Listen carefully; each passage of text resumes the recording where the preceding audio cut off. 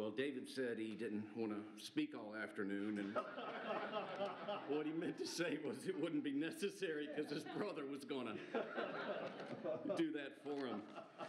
I am so happy to see each and every single one of you, and I don't know whether it's appropriate to go around a room at a eulogy and just thank people, but I really do have a lot of people to thank. I'm so thankful for, and Mrs. Chambers, I'm so glad you made it. This is my moment. I thought it'd be easy, but thank you for seeing her before she passed. And the Stewarts cooked dinner for her every Sunday the last couple of months of her life. She was so thankful for your visitation and your faithfulness. And Leanne, you were so faithful. I've only known you for a few years, but you're coming to visit her. And John and Carrie. I know I really have to brag on John. I got a call from my mother on her last birthday on the 24th of May last year, and she was just dumbfounded that John found the time to bring her flowers.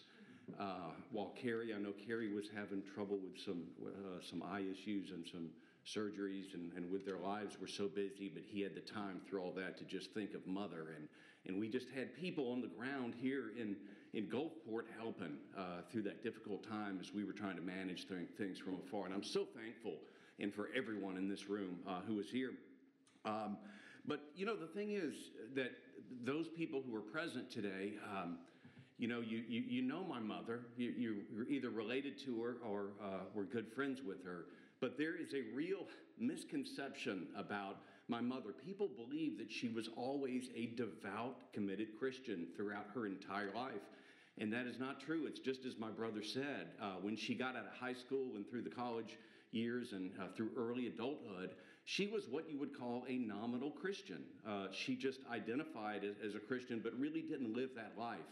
And things changed for her really in 1961 when her mother, Nell Myers Rester, became ill with cancer. And she was actually misdiagnosed. And the surgeons had gone in and tried to perform surgeries and get the cancer out. And they were unsuccessful in doing that. So that in 1962, she became far more seriously ill, and ultimately she would pass away. Her mother passed away I guess in June of 1962. And it was a transformational moment in my mother's life because she realized that was one very special woman. As a matter of fact, the doctor who had performed the surgeries on her drove all the way over from New Orleans because that was a time when a doctor made a mistake. They would actually sit down with a patient, and there weren't any lawyers in the room. They didn't worry about insurance agents. And if they did something wrong, they would say it. And he was very critical of himself. And all that her mother could think of was worrying about that doctor and worrying that he was punishing himself psychologically. And she wrote a beautiful letter to him that so moved him and was all about just him. And Nell was such a selfless person. That letter was received, and he drove all the way over here to Mississippi to actually attend that funeral. And there were nurses in the hospital, black nurses at a time when blacks and whites did not go to funerals together at that time, who were so moved by Nell's behavior in the last few months of her life, by her witness, that they came to the funeral. And at that funeral, that was when my mother, she really came to three realizations. The first one was, the first thing she thought naturally is, my own mother is irreplaceable. There's no possible way she could be replaced. But the second thing was she realized there was a great deficiency in her life at that point. She saw a contrast between the way she was living and the way that Nell had been living. And then there was sort of this third realization that she just needed to try. She might have thought her own mother was irreplaceable, but she needed to make an effort to do that, to try and close that gap between her life and the witness that her mother had been giving. And so she began to do that. My mother began with daily Bible study and prayer for about 5 years after Nell's death, and she became more committed to Christianity, but she was not a churchgoer. When they moved to Fort Worth, Texas, when we all moved, I should say, in 1967, I suppose, at the end of the year, A strange thing happened. She was just at the house the first day, and the mailman shows up, and he hands the mail to my mother, and he also said, "Have y'all found a church yet?" Now, isn't that incredible? A federal worker witnessing on the job. I mean, my goodness, if the ACLU found out about that, they'd build a prison around them for doing that probably. But it was a very different time back then, and Mother realized there in Fort Worth that church community was absolutely everything. And so she decided that she was going to join a church. And after about a year, unfortunately, my dad's job didn't work out. And we were forced to move to Clear Lake City in January of 1969. And my mother kept that commitment and immediately decided to join Clear Lake Baptist Church. But she did something else. She decided that she was going to try and actively witness to every single person that crossed her path. But she was also going to make sure that she crossed everyone's path. She found out that she could go down to the Clear Lake Water Authority and get copies of the names and addresses of everyone who moved to Clear Lake City.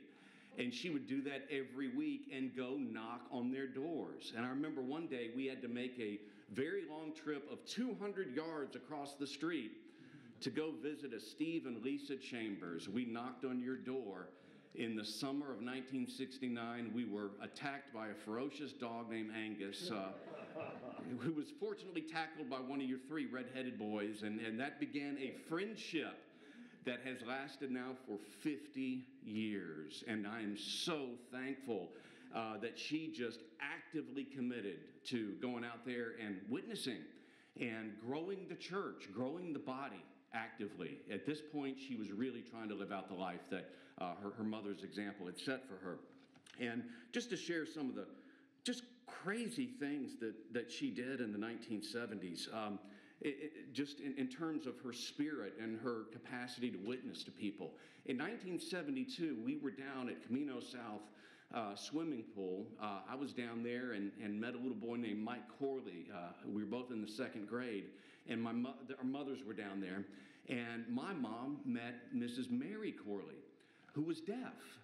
And she began to have a conversation with her, and she was pretty good at reading lips and everything. But she said to Mary Corley, she says, "Well, why don't you come join us at Clear Lake Baptist Church?" And she says, "Well, I can't do that unless you have someone to do sign language." We didn't have anyone to do that for Mary Corley at that time. And that was on a Saturday at the pool. Well, don't you know what happened on Monday? Mother came home with a stack of books on how to do sign language. She decided she was going to teach herself sign language just for one person, just to reach one person. She did that. She took a course at the junior college. She took a course down at the rec center. It took her years.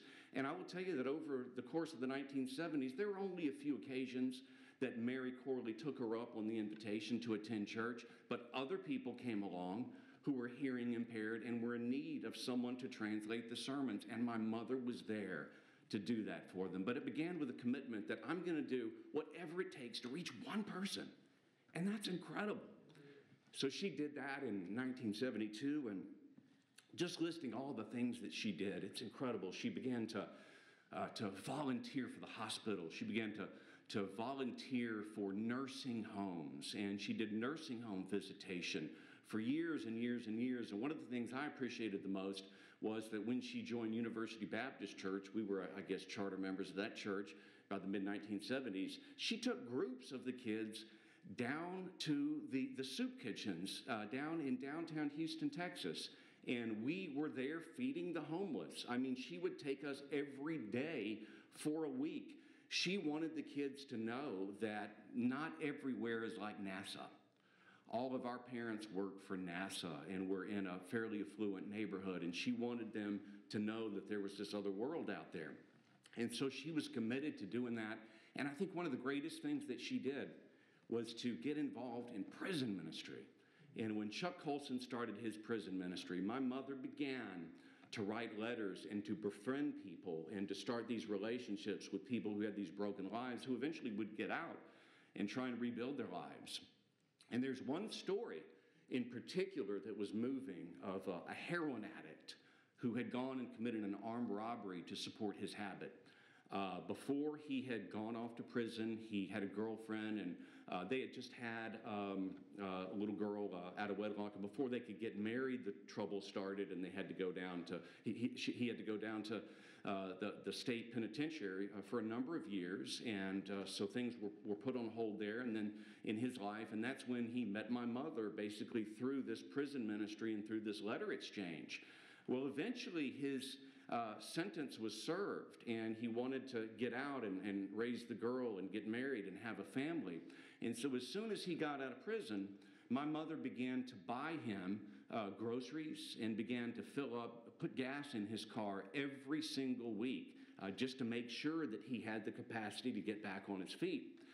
Well, the story has a good and bad component to it. The bad component is that Chris was not successful in getting his life together. He ran into his old friends, and he began to return to his old ways when he got out of prison. As a matter of fact, he began to drink and to use drugs again. And ultimately, when he did marry the mother of his child, they eventually did get married. They had a marriage ceremony and did not invite my mother. And the reason they didn't do that is because he had fallen back into these influences. There was going to be drinking, and there were going to be bad things going on at that wedding, and Chris was trying to hide that from her. And I told my mother at that point, I was angry at this ex-con, basically. I was mad at him, and I actually approached my mother, I think it was about the end of my freshman year in college, and I said, you know what, you need to stop buying gas for this guy, you need to stop buying food for this guy. And the problem was I just finished my freshman year of college. There's nothing worse than someone who has just finished their freshman year of college and they think they have figured out everything in the world. Actually, there is something worse. It's the guy who decided to major in psychology, and that was me. Boy, I had everybody's problems figured out except for my own. And Mother, you're enabling this criminal, and you're positively reinforcing his antisocial behavior. I was using all kinds of psychobabble to explain why she was doing something that was wrong, and I'll never forget the look on her face. She looked at me and she was very hurt when I said that. That was the worst of all the many ways I hurt her and disappointed her throughout her life. That was actually the worst, because I remember that look on her face, and I thought she was thinking to herself, my goodness, I have done something wrong. Years later, I'd figured out that wasn't what that look was all about. That look was all about, who is this person I'm raising? Because he is not following the example that I had intended to set. Well, thank goodness my mother decided that she was going to do the correct thing and ignore her smart aleck son and just keep on doing exactly what she was doing. In fact, she took it up a notch. She decided that she was going to go down to the University Baptist Church, and she was going to start a scholarship fund for that little girl. She went and she tithed to contribute to that. She convinced other people to contribute to it. And she looked and she says, I don't know if I can save these parents and pull them out of the mess that they've gotten themselves in, but I can do something for this little girl. And don't you know that that little girl got enough money to go off to college and get a nursing degree and become a nurse and to be a success because of Mother's commitment to do the right thing, no matter what people around her are saying, even folks in her own family who were saying the wrong thing. And that was just a tremendous example of how she influenced other people in her life, and it was incredible. And it was a time in her life when she couldn't talk to me because I wouldn't listen, but she was continuing to set a positive example, and eventually, it set in for me. And I remember in 1995 being down in Ecuador. I had a girlfriend down there at the time, and I had heard some stories about the prison conditions down in South America were just so awful you could hardly believe them. And I was disturbed by some stories that I heard about the way that they had treated prisoners down there.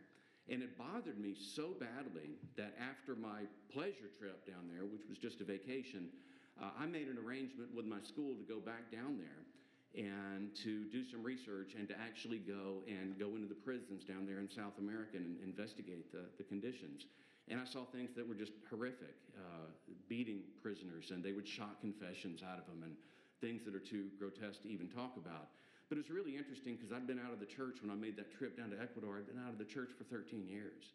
I've been calling myself an atheist for years But don't you know, the day I walked out of that first prison in South America, I said, you know what, I'm not an atheist. I said, it matters how you treat human beings. It matters because they're valuable, and they're valuable for a reason, and there's got to be some sort of an absolute standard of morality out there. And that doesn't work without God.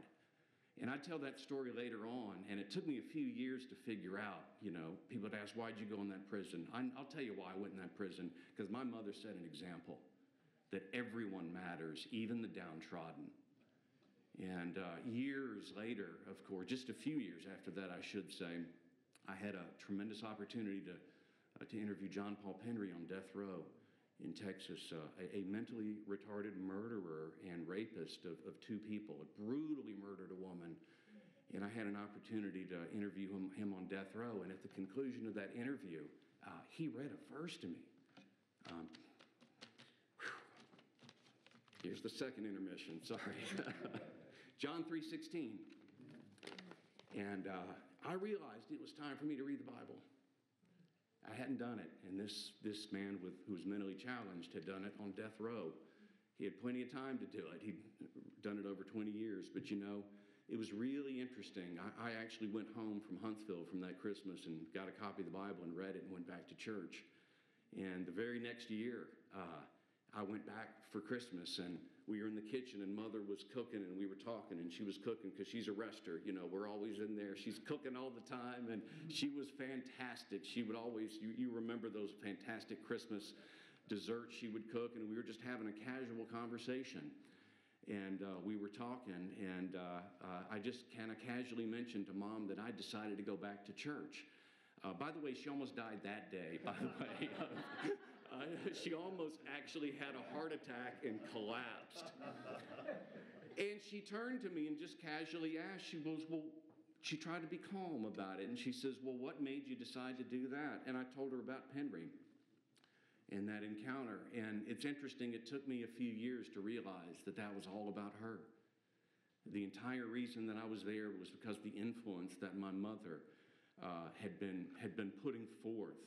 And that's a very important thing to remember. We have no choice about whether we can be role models for the next generation. We have no choice whatsoever. We can't opt out of that.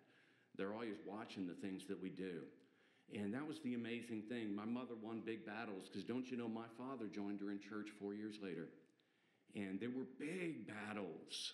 The battle over my spiritual destiny, over my father's, over that little girl.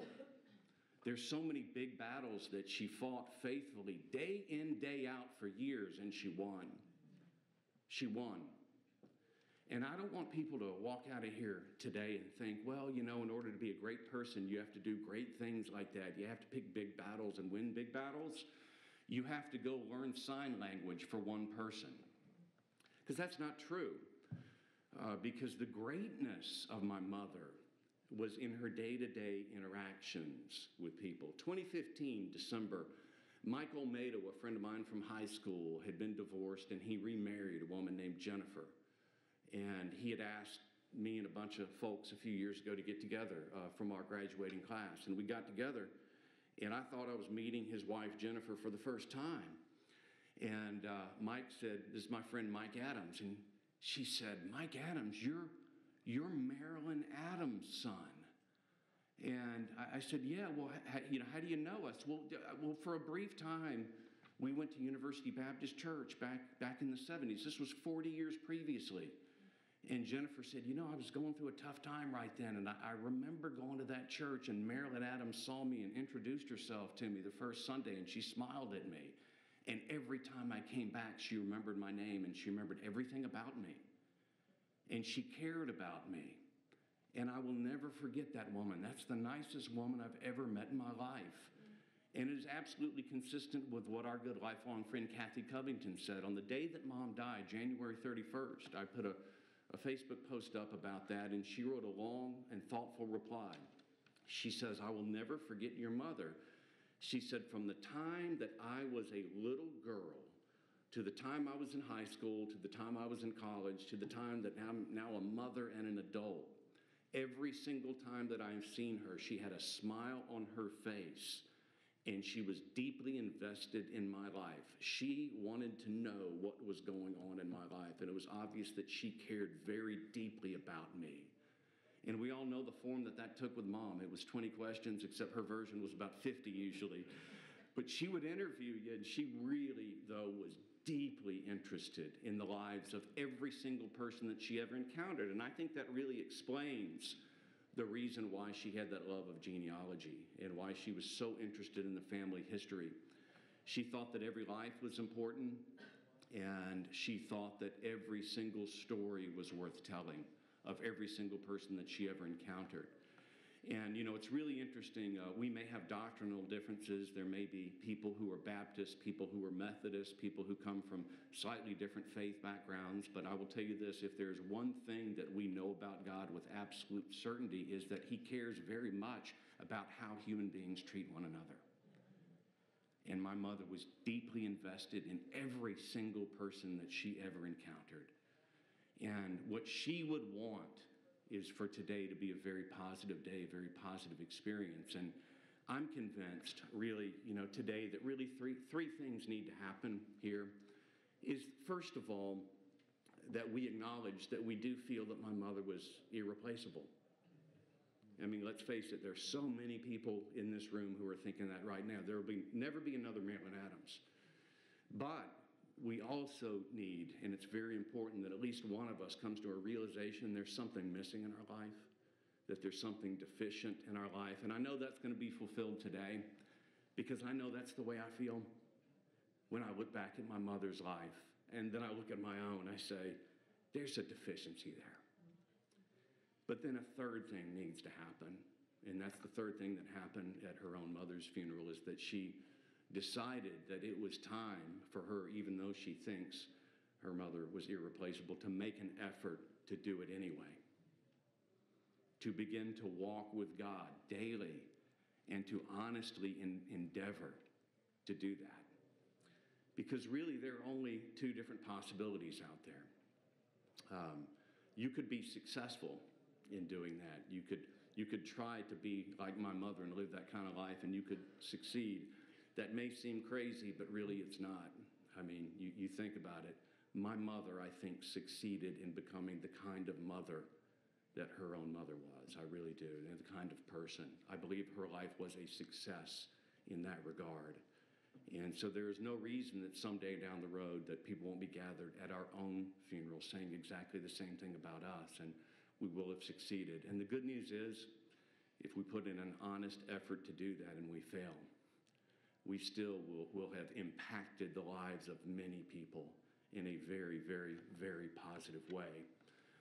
Because I think that's what Mother wanted for today, is that she wanted for us to acknowledge the reality that death within the Christian worldview is not really a time of mourning. It's a time of opportunity for rebirth and for rejuvenation. It is the way that it was for her. And the fact of the matter is, the idea of rebirth and rejuvenation through death is actually the entire story of Christianity. And I'm so thankful for all of you for being here.